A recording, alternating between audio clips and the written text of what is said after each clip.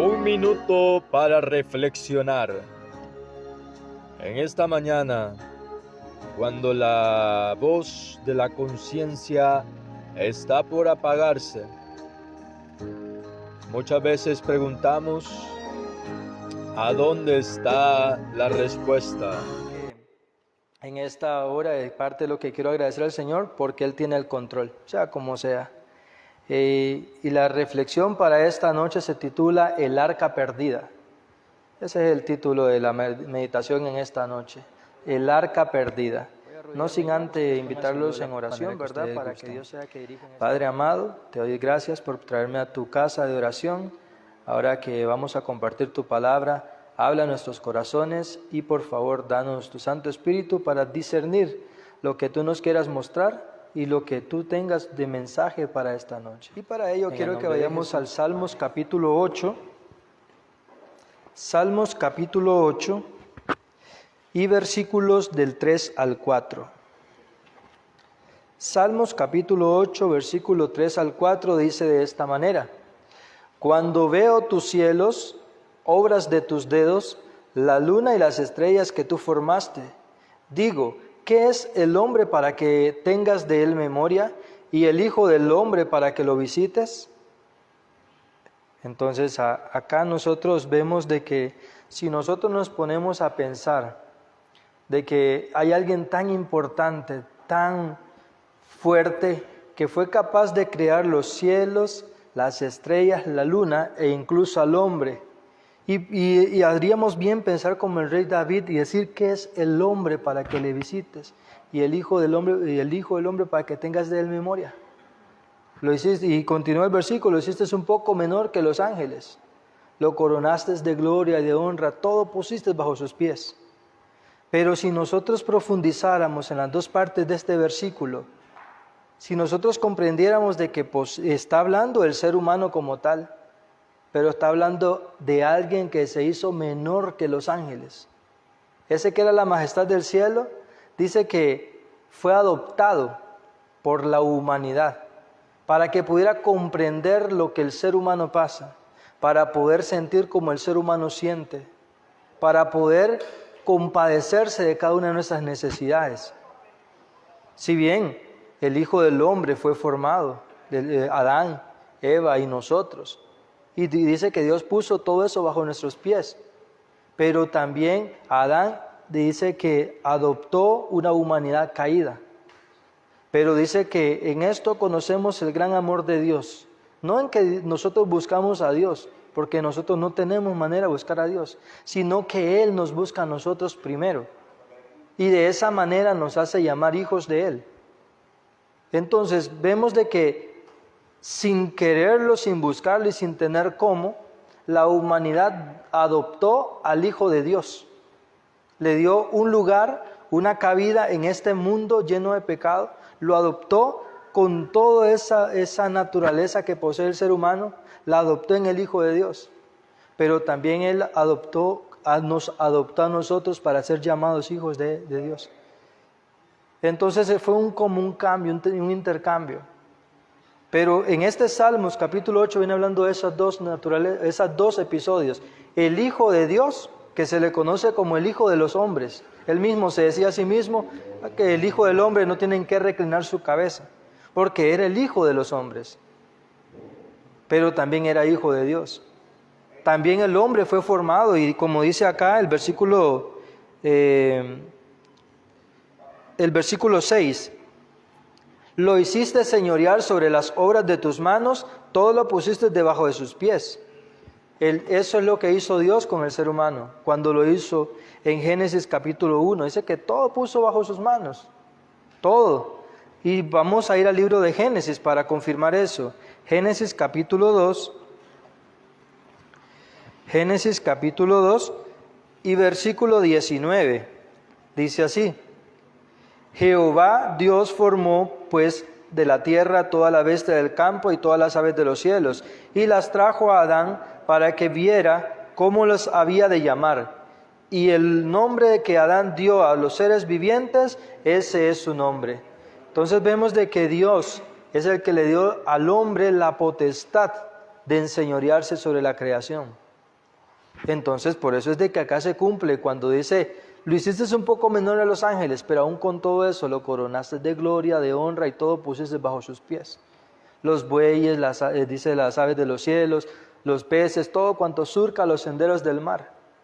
Él está recordando y sabe de dónde fue formado. Pero aún con todo eso, dice, cuando veo las obras de tus manos, digo, ¿qué es el hombre para que lo visites?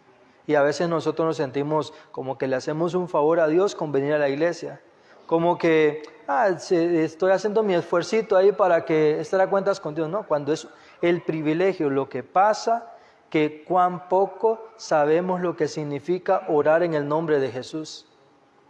Muchos de nosotros deseáramos una audiencia con el presidente Rodrigo Chávez para pedirle aunque sea un favorcito, cuando tal vez te pueda dar un no, cuando tal vez ni siquiera te va a dar la oportunidad de que entres, o te va a escuchar y no pasó nada. Pero nosotros tenemos al alcance a la majestad del cielo, y nosotros usamos, dice, cuán poco solemos orar. Cuán poco sabemos lo que es pedir en el nombre de Jesús. Si nosotros supiéramos la magnitud de lo que eso significa, no perderíamos el tiempo buscando soluciones fuera de que no son de Dios. Nos esforzamos, nos afanamos, es cierto. Dice la palabra de Dios en Proverbios 16:3, encomienda al Señor tus obras y tus planes traen éxito. Pero la palabra del Señor nos dice en Mateo 6:33, mas buscad primeramente el reino de Dios y su justicia, y todo lo demás será añadido. Y todo esto que estoy leyendo, ustedes se lo saben de memoria. Pero ¿qué pasa cuando estamos en necesidad? Todos sabemos de que Cristo viene y que Él es la resurrección y la vida, pero cuando estaba Ángel acá parado, eso solamente era su experiencia de él, saber que todos podemos recitar eso, pero cuán poco sabemos vivir lo que decimos, porque solamente en esa experiencia muchas veces nos olvidamos quién es el que está al control, quién es el que tiene la capacidad de socorrernos, o quién es el que maneja los hilos de la historia. En Génesis capítulo 3, versículo 8 al 9, dice así: Luego oyeron la voz de Jehová Dios que se paseaba por el huerto al aire del día. Y el hombre y su mujer se escondieron de la presencia de Jehová Dios entre los árboles del huerto. Pero Jehová Dios llamó al hombre y le preguntó, ¿dónde estás? Entonces, y esa es la pregunta, ¿dónde estás tú cuando Dios te busca? Fácil es decir, Señor, te doy gracias porque los ángeles me cuidan. Pero muy pocas veces nos acordamos de que el ángel también te cuida para apuntar todo lo que haces, todos tus pensamientos. Dice que antes que el pensamiento esté en nuestra mente, el Señor ya lo conoce. Antes de que la palabra salga de nuestra boca, el Señor ya la escuchó. Porque el Señor dijo, habéis oído por ahí, que dijeron, no cometerás adulterio. Pero digo yo, dice el Señor, que cualquiera que vea a una mujer para codiciarla en su corazón ya adulteró con ella. Entonces Dios se va mucho más allá de las intenciones. Y eso que habéis escuchado, que no cometerás adulterio por ahí, eso no era palabra ni siquiera de Dios ni de Moisés. Habían dos fuentes que hablaban, Iliel y Chemai. Eran dos líderes de la antigua, cuando estaba Cristo. Iliel era se podía decir que era el abuelo o el padre de Gamaliel. Tenía una escuela y que le enseñaba las escrituras a lo que se conoce como los fariseos y los saduceos.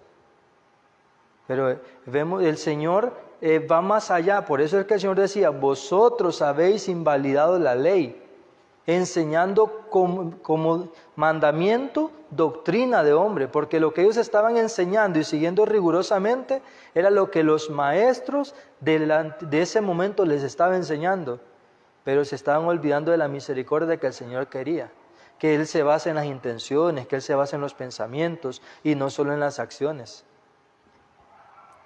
Entonces el hombre acá busca como esconderse de la presencia de Dios. ¿Y cuando usted se esconde de la presencia de Dios? Cuando usted sabe que está haciendo algo malo. Cuando usted se aleja de lo que Él ha dado, entonces usted se esconde y Dios te llama y te dice, ¿dónde estás? Y si preguntáramos en este momento en qué posición estamos, escondiéndonos de Dios o contentos de que Dios nos esté cuidando. Porque en el tiempo de la pandemia decía te estamos cuidando, pero era te estamos vigilando. Era un cuido en apariencia, fiscalizando todo lo que tú haces. Pero ahí es donde decía el rey David, mejor me es caer en las manos de Jehová que en manos de los hombres. Pero realmente lo creemos así, porque también dura cosa es dar contra tu aguijón, le dijo al apóstol Pablo. Porque fácil es cuando todo está bien, el Señor es mi pastor. Pero cuando el Señor me dice lo que tengo que hacer, ahí me olvido que Él es mi pastor. Prefiero cualquier pastor que venga aquí al púlpito y que me diga cualquier palabra que a mí me guste para calmar mi conciencia. Entonces, ¿a dónde estás tú en este momento? Vamos en Génesis capítulo 6, versículo del 1 al 3, muy conocido este pasaje. El 1 dice: aconteció que cuando comenzaron los hombres a multiplicarse sobre la faz de la tierra y les nacieron hijas. Versículo 3. Entonces dijo Jehová: no contenderá mi espíritu con el hombre para siempre, porque ciertamente él es carne, pero vivirá 120 años. Versículo 7 relata de esta manera: por eso dijo Jehová, borraré de la faz de la tierra a los hombres que he creado, desde el hombre hasta la bestia y hasta el reptil, y las aves del cielo, pues me arrepiento de haberlos hecho. Entonces cuando Dios formó al hombre, le dijo: aquí está, señoreate sobre los peces del mar, sobre todas las bestias del campo, y Adán le puso nombre a cada animal, y ese es el nombre que Adán le dio a los animales, ese es el nombre que tiene, dice. Pero vemos de que el hombre se comienza a esconder de Dios, a huir de Dios, y dice que conforme iban creciendo en multitudes, su corazón se iba desobedeciendo, se iba apartando, y vio Dios que la maldad del hombre era mucha sobre la tierra, y dijo: lo raeré, no contenderé para siempre. Quiere decir que una nueva característica se forma. Dios lo hace bueno en gran manera todo, pero de una u otra manera todo se echa a perder en un momento a otro. Y en este fue el caso de la humanidad. Allí es donde nosotros conocemos entonces que había o hay un arca perdida. Alguien dejó los cielos de toda su gloria, toda su majestad. Lo hizo Cristo desde la corte celestial para venir a padecer conforme nosotros padecemos. También hubo un hombre que lo tenía todo, la cultura, la sociedad y todo, y lo dejó todo para ir a padecer con sus hermanos, que era Moisés. Un prototipo de lo que hizo Jesucristo. Pero con todo eso, porque había un arca que se había perdido y que había ido a buscar y a rescatar. Pero ¿cuándo sucede eso? Bueno, vamos a ir a Génesis 8.1. Vamos a ir avanzando en los contextos para ir haciendo el énfasis que queremos. Génesis 8.1. Y entonces se acordó Dios de Noé y de todos los animales y de todas las bestias que estaban con él en el arca, e hizo pasar Dios un viento sobre la tierra y disminuyeron las aguas. Entonces vemos acá algo impresionante, una nueva oportunidad. Dice: se acordó Jehová. Cuando Dios se acuerda del ser humano, suceden cosas. Suceden cosas y hay otras más fuertes. Otras que nos pueden sacudir, otras porque vemos de que cuando Dios vio, dice que la maldad del hombre era mucha sobre la tierra, dijo: la castigaré, parecer un zarandeo malo. Pero cuando Dios se acordó y escuchó a Noé, escuchó los animales, dice que se acordó. Entonces hay dos momentos que Dios se acuerda del ser humano, uno para hacer juicio y uno para hacer redención. Y en Éxodo capítulo 2, Éxodo, capítulo 2, versículo 23 al 25, dice así: aconteció que después de muchos días murió el rey de Egipto. Los hijos de Israel, que gemían a causa de la servidumbre, clamaron, y subió a Dios el clamor de ellos desde lo profundo de su servidumbre. Dios oyó su gemido y se acordó, Dios oyó el clamor de ellos y su servidumbre. Dios oyó sus gemidos y se acordó de su pacto con Abraham, Isaac y Jacob. Y miró Dios a los hijos de Israel y conoció su condición. Vemos algo que se repite en las historias. Esta vez Dios dice que escuche el clamor de ellos, porque ahora sí ellos estaban clamando a Dios. En Génesis 6 era la maldad de los hombres que había ascendido a Dios. Y se acordó Dios y dijo, no contenderé más con el hombre. Cuando Dios sabe que tú estás en rebelión, Él va en tu búsqueda. Lo hizo con Adán. ¿Dónde estás? Lo fue a buscar. Porque dice acá el versículo, decía, porque conoció su condición.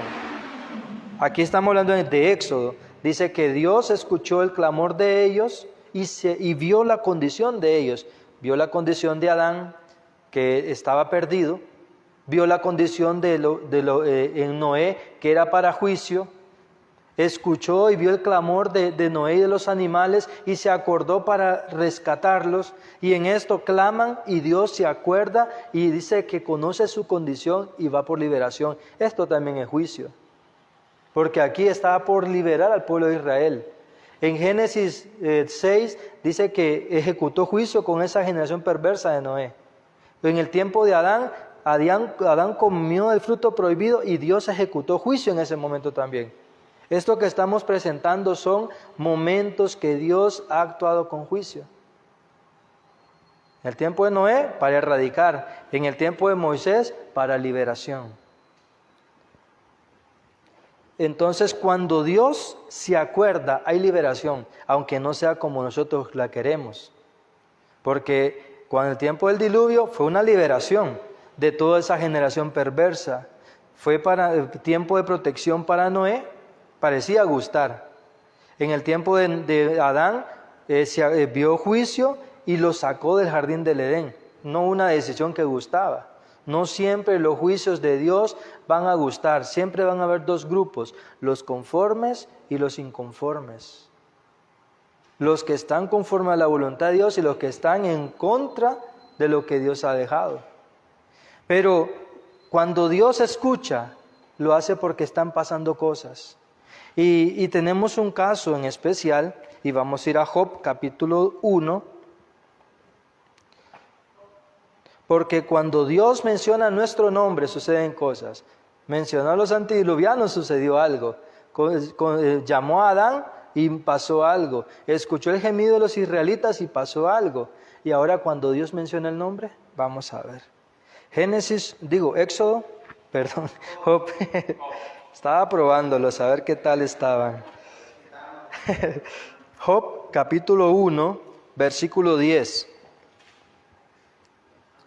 Job 1:10 dice de esta manera: ¿no le has rodeado de tu protección a él y a su casa y todo lo que él tiene? El trabajo de sus manos has bendecido y por eso sus bienes han aumentado sobre la tierra. El versículo 2:4.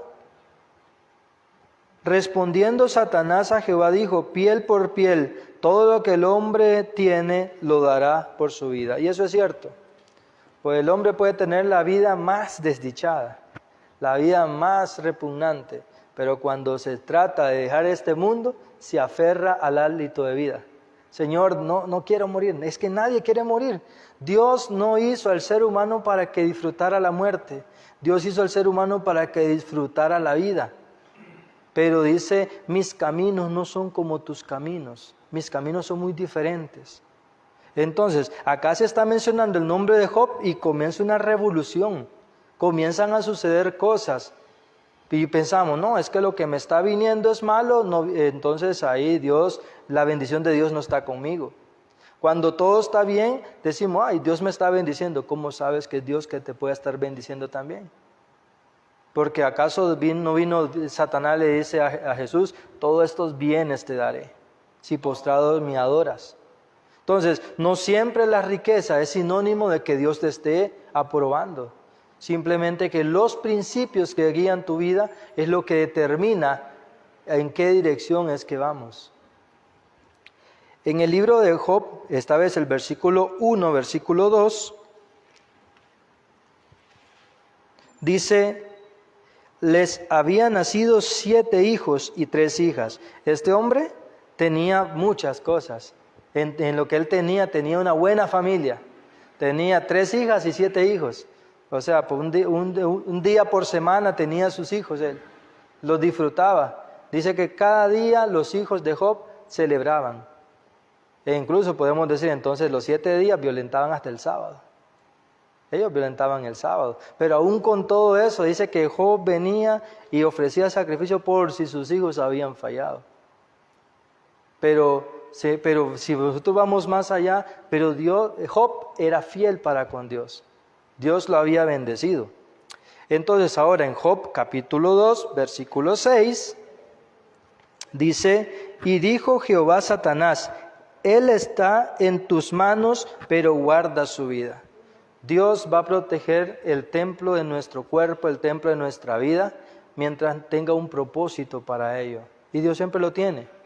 Pero viene Satanás y quiere atacar todo lo que somos. Quiere atacar nuestro cuerpo, nuestra mente, con nuestras emociones. Satanás dice que el espíritu profecía que lo que quisiera él es desquiciarnos y volvernos locos. Pero ¿por qué es que nosotros no pasamos a ser locos? Es porque Dios todavía tiene misericordia. Porque el enemigo, el espiritismo, actúa 3 aspectos fundamentales y es cuando tú juegas con ello. Le permites, incitas, lo buscas. Satanás, es una puerta abierta donde Satanás va a entrar y los espíritus con él a nuestro cuerpo. La otra es cuando nosotros nos descuidamos nuestra relación con Dios. Estamos expuestos. Estamos expuestos. Hay cosas que también nos pueden inducir hacia allá. Pero por eso es que el Señor dice, el Padre Nuestro dice, ¿cómo es que dice la parte de, Él mandará sus ángeles sobre ti,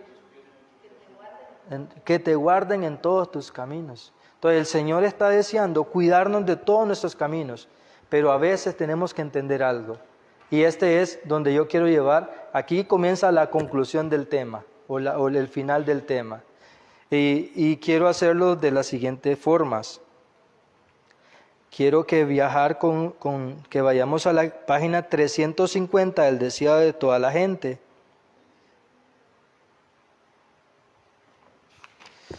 La página 350 y párrafo 3 dice de esta manera.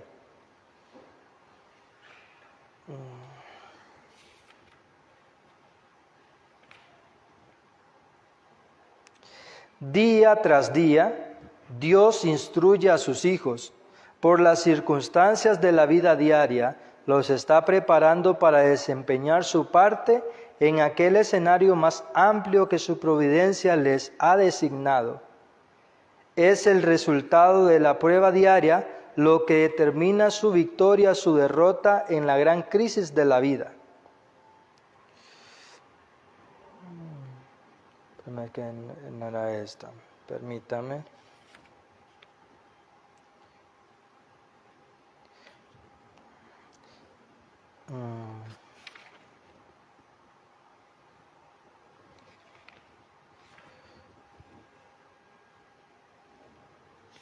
Párrafo 3. Ok, voy a usar esta ilustración. La página 348, párrafo 1, 2, 3, dice: una violenta tempestad estaba por sobrecogerles y ellos no estaban preparados para ella. Está hablando el capítulo Una noche sobre el lago.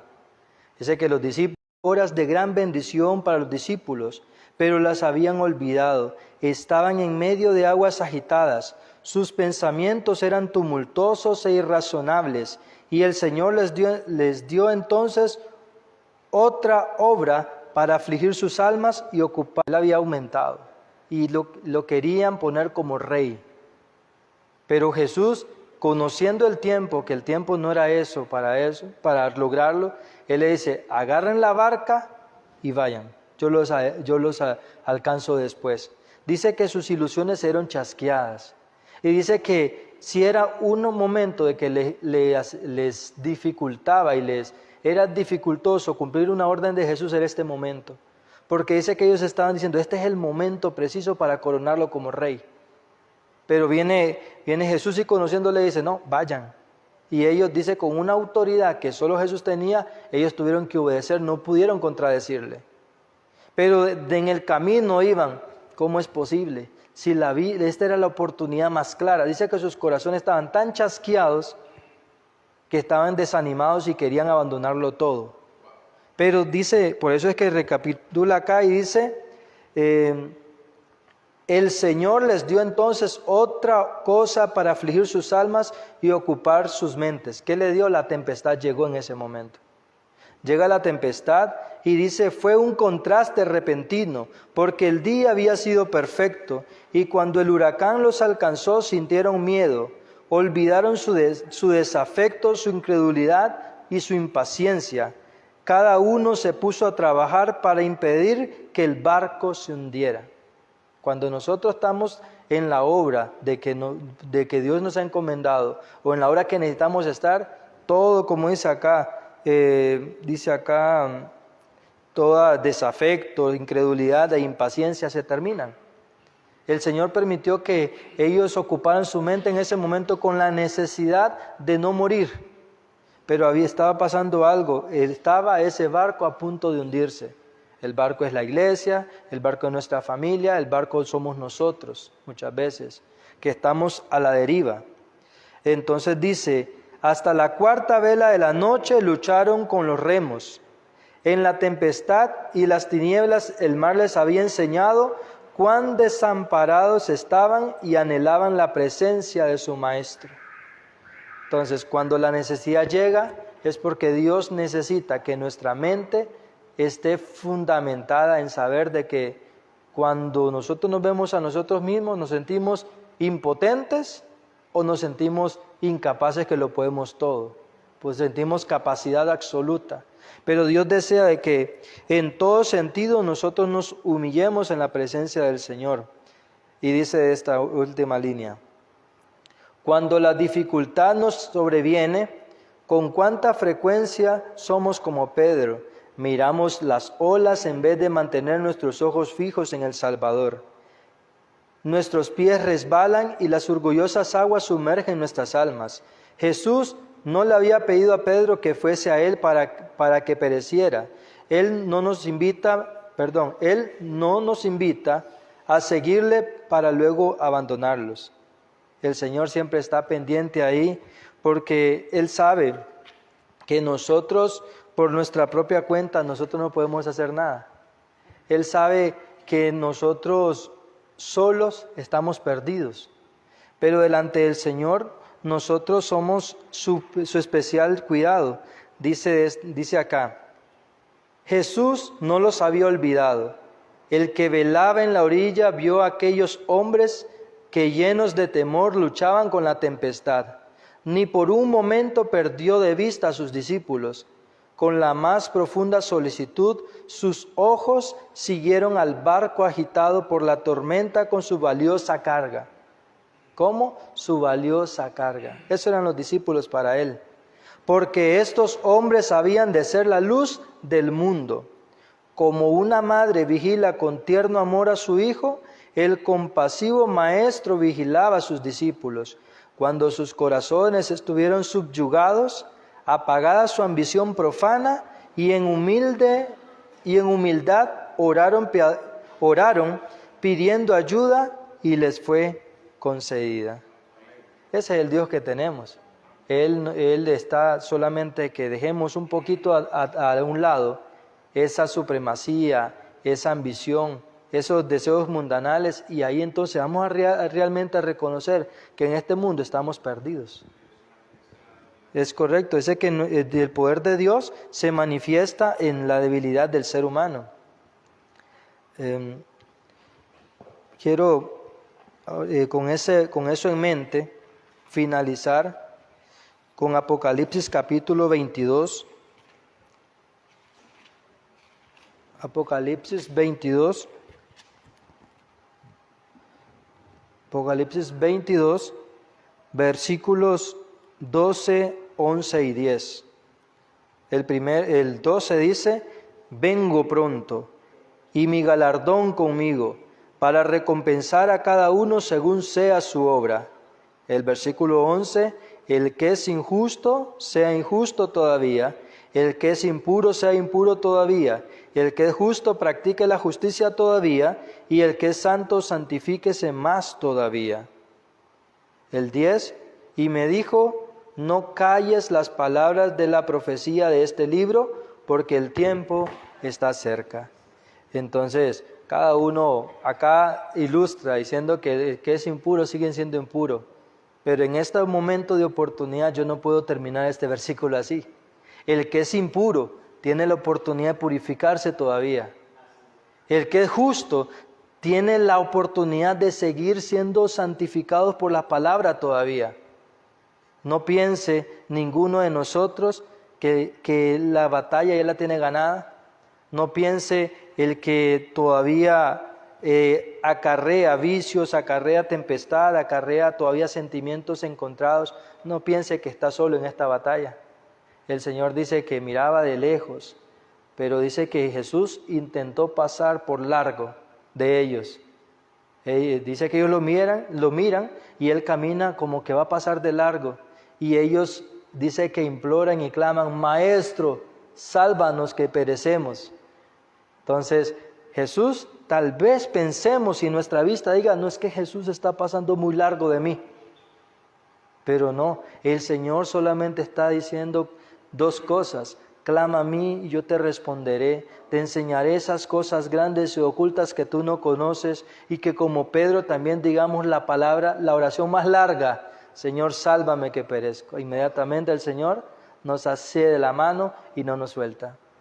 No le pidamos al Señor, Señor, dame fuerza para agarrarme de ti, sino pidámosle, Señor, no me sueltes.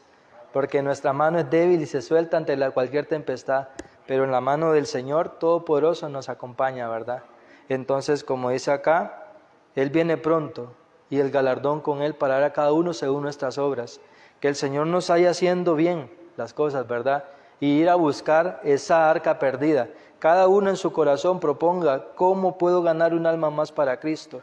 Qué hogar, qué puerta tengo que ir a tocar y el Señor seguramente nos mostrará cuál es esa luz que está pidiendo, esa casa que está poniendo luz de emergencia, diciendo, Señor, sálvame que perezco.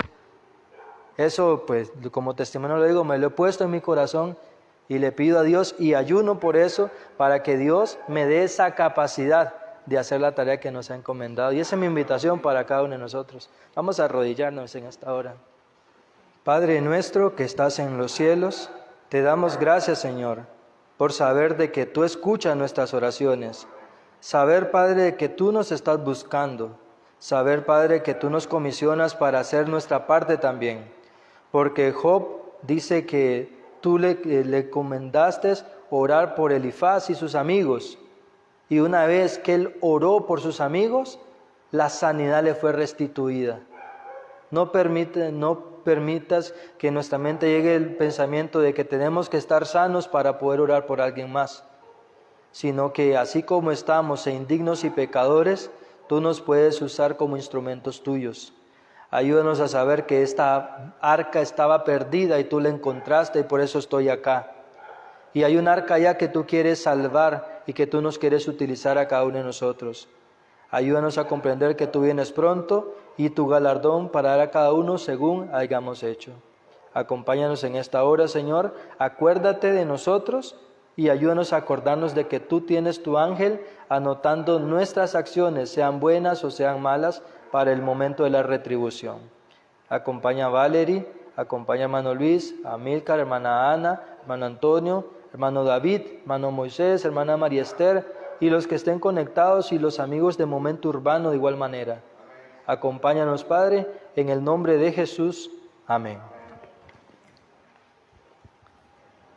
Buenas noches, mis hermanos, que el Señor nos acompañe. Cristo viene, falta poco para nuestra redención. Maranatha.